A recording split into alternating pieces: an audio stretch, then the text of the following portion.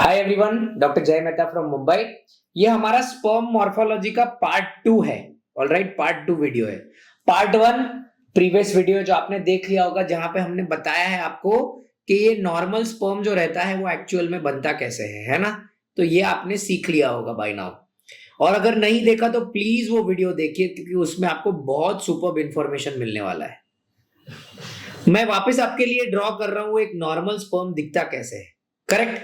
इसका पूरा प्रोसीजर मैंने आपको मेरे प्रीवियस वीडियो में बताया है। स्पर्म के हेड में अंदर रहता है न्यूक्लियस, है ना। न्यूक्लियस मतलब डीएनए, और उसका जो मिडल पीस है उसमें रहता है उसका पावर हाउस, बैटरी, जिसको हम बोलते हैं माइटोकॉन्ड्रिया। ओके, अभी सबसे इंपॉर्टेंट चीज देखो, ये है डीएनए, ये है माइटोकॉन्ड्रिया जो मैंने आपको समझाया, ये है टेल, बराबर। अब क्यों ये शेप इंपॉर्टेंट है ये आपको ध्यान में रखना है। ऐसे ही भगवान ने स्पर्म को ऐसा नहीं बनाया है, ध्यान रखो। ये हर शेप का इंपॉर्टेंस है। भगवान बेवकूफ नहीं है, उसको मालूम है कि स्पर्म ऐसा ही बनना मांगता है। अगर स्पर्म ऐसा नहीं बना ना, तो कोई आदमी उनकी वाइफ को प्रेग्नेंट ही नहीं कर पाएगा कभी। मैं इस चीज का आपको एक डिटेल में समझाऊंगा अभी। ऑलराइट, सी, कोई भी लेडी का अगर आप देखोगे तो ऐसा रहता है यूट्रस, ये मैंने तो बहुत बार समझाया।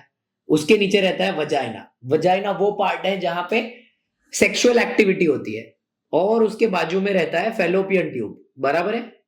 ये तो अभी आप सबको बाय हार्ट हो गया होगा नहीं हमारे चैनल पे। और साथ में अंदर से निकलता है ओवरी। ओवरी में से क्या निकलता है? एग निकलता है, बराबर। ये जो एग रिलीज होता है ना, ये जाता है फेलोपियन ट्यूब के अंदर। ये सिंपल है। मतलब जब कभी भी किसी ने सेक्स किया तो वो सेक्स करने के टाइम पे वजाइना में स्पर्म डाल देता है, बराबर है, इजैकुलेशन के टाइम पे। इसमें से ये स्पर्म को टेल बहुत इंपॉर्टेंट है। ये टेल ही उसको स्विम करके ऊपर लेके जाएगा। ये जो स्पर्म यहां पे आया है, ये स्पर्म को ऊपर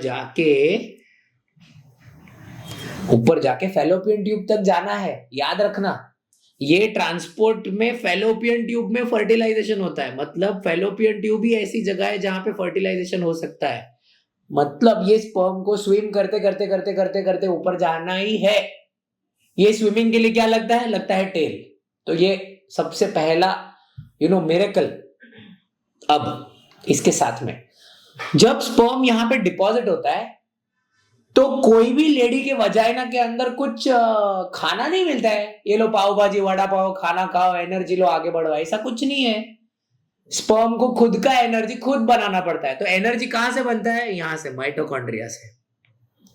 आपको आगे बढ़ना है तो आपको ताकत तो लगेगा कि नहीं? वो ताकत देता है माइटोकॉन्ड्रिया। समझ में आया? और वो माइटोकॉन्ड्रिया टेल के जस्ट ऊपर है, ताकि जो एनर्जी बनता है ना स्पर्म में, वो सीधा स्विमिंग में यूज हो सके, वो सीधा वो टेल में से यूज होके आगे जा सके। इसके वजह से ये माइटोकॉन्ड्रिया और टेल एक दूसरे के एकदम नजदीक नजदीक में है। ऐसे ही वो फ्लूक से नहीं हो गया। समझ में आया? अब मान के चलो ये स्पर्म यहां तक, एग तक पहुंच गया। चलो अभी ये पार्ट को अपन मैग्नीफाई करते हैं, बराबर है। अभी देखो, एग कैसा रहता है? ऐसा रहता है एग, बराबर। एग के सराउंडिंग बहुत सारे सेल्स रहते हैं। ऐसा नहीं है कि सिर्फ एग है। ये जो सराउंडिंग सेल्स रहते हैं इसको हम बोलते हैं क्यूम्यूलस। ये क्या करते हैं? एग अंदर है, एग के बाहर बहुत सारा सेल है जो उसको प्रोटेक्ट करता है। ये प्रोटेक्टिव मैकेनिज्म है। और अपना एक स्पर्म पहुंच गया इधर, ये स्पर्म पहुंचा इधर।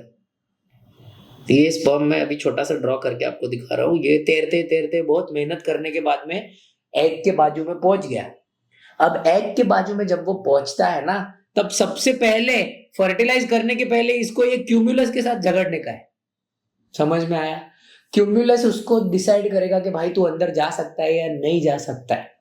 सिंपल एग्जांपल देता हूं। आप कोई भी गवर्नमेंट ऑफिस में जाओगे तो बाहर नहीं खड़े रहते हैं वो चपरासी लोग, बराबर। वो क्या बोलते हैं? अरे बड़े साहब से मिलने के लिए परमिशन लेना पड़ेगा, मैं बोलेगा तो ही तुम अंदर जा सकता है। ये क्यूम्यूलस कुछ ऐसा ही काम करता है। अब ये जो स्पर्म का हेड है, ये देखो उसका शेप, यहां पे पॉइंटेड एंड है, बराबर। ये पॉइंटेड एंड इसके लिए दिया है ताकि ये क्यूम्यूलस को धक्का मार के, चीर के, वहां पे एंजाइम रिलीज होता है, केमिकल थोड़ा सा रिलीज होता है। वो केमिकल एग को सेपरेट करने के बाद में स्पर्म को अंदर जाने का परमिशन देता है। इसके लिए यहां पे जो मैंने आपको बताया था ना, वो गोल्गी बॉडी एक्रोसोम, ये एक्रोसोम का काम ही वो है। अगर एक्रोसोम में गड़बड़ है तो कोई बंदा प्रेग्नेंट ही नहीं हो सकता है, इतना छोटा सा चीज है। पर अगर इसमें इसको जिसको हम बोलते हैं एक्रोसोमल कैप, ये एक्रोसोमल कैप में अगर कुछ गड़बड़ हुआ तो कोई प्रेग्नेंट ही नहीं हो सकता। अब अगर आपने ये समझ लिया तो आपको ये जानना है कि स्पर्म मॉर्फोलॉजी में भाई ये सब बराबर है, पर अगर स्पर्म मॉर्फोलॉजी में प्रॉब्लम है तो क्या गड़बड़ होगा। अब मैं आपको ड्रॉ करके दिखाता हूं। ये इतना सिंपल है कि आपको लगेगा कि अरे बाप रे, ये अगर पहले किसी ने सिखा दिया होता तो हमारा लाइफ इजी हो गया होता। ऑलराइट, ये आपने पूरा मैकेनिज्म समझ लिया। अभी देखो मैं आपको दिखाता हूं एबनॉर्मल स्पर्म कैसा बनता है, बराबर है। ये देखो, now this is normal, alright, this sperm is normal. Let's draw some abnormal sperms. मैं आपके लिए एबनॉर्मल स्पर्म्स ड्रॉ करके दिखाता हूं। चलो, एबनॉर्मल स्पर्म मतलब हेड में गड़बड़ है, मिडिल पीस में गड़बड़ है या टेल में गड़बड़ है। तो काफी स्पर्म्स ये टोपी की जगह पे ऐसे हेड बन जाते हैं जिसको हम बोलते हैं ग्लोबुलर हेड। जिसका भी ग्लोबुलर हेड है, अभी आप समझ गए होंगे, ये हेड का शेप ही ऐसा है। देखो, हेड का शेप ही अलग है। यहां पे उसके पास में एक्रोसोमल कैप अंदर क्यूमुलस के जा ही नहीं पाएगा, समझा क्या। तो ये हेड में गड़बड़ है, इसको बोलते हैं हेड डिफेक्ट। ऐसे तो बहुत सारे डिफेक्ट्स हैं हेड में। उसके बाद में आता है टेल डिफेक्ट।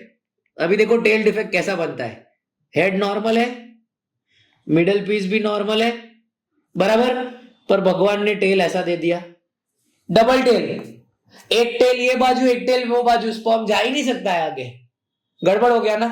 काफी बार ऐसा बनता है कि टेल, इतना छोटा सा टेल, वो बेचारा हिलने की कोशिश कर रहा है पर आगे जा ही नहीं सकता है क्योंकि जगह नहीं है, मेहनत नहीं कर सकता, वो टेल छोटा है, समझा।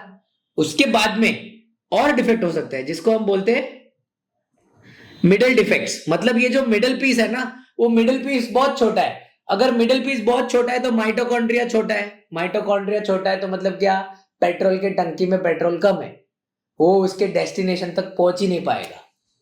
इसके ऊपर काफी बार हम देखते हैं नेक डिफेक्ट। ओके, नेक डिफेक्ट में स्पर्म बेंट हो जाता है। ये स्पर्म ऐसा होना मांगता है ना सीधा, ये देखो, तो स्पर्म कैसा बनता है। अब बताओ, माइटोकॉन्ड्रिया ऐसा और टेल ऐसे पीछे, ये स्पर्म बेचारा किसको जाके फर्टिलाइज करेगा, है ना। ये सारे चीज को बोला जाता है एबनॉर्मल स्पर्म्स।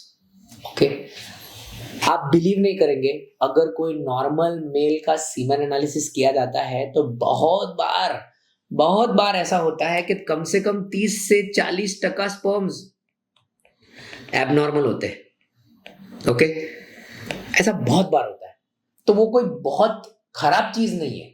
पर मान के चलिए बहुत सारे एबनॉर्मल स्पर्म में हेड में प्रॉब्लम है, बहुत में टेल में प्रॉब्लम है, बहुत में नेक में प्रॉब्लम है, बहुत सारे स्पर्म ऐसे आड़े हो चुके हैं।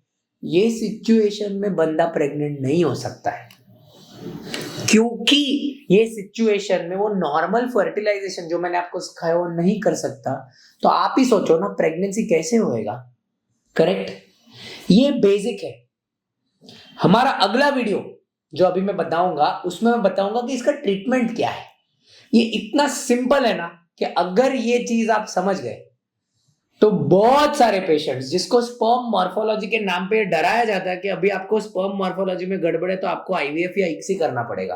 देखिए, मैं खुद भी आईवीएफ कंसल्टेंट हूं।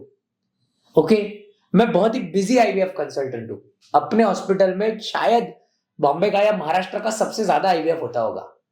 बट जहां पे बिना आईवीएफ का अगर तुम ट्रीटमेंट कर सकते हो तो उसमें अननेसेसरी आईवीएफ करने की जरूरत नहीं पड़ती।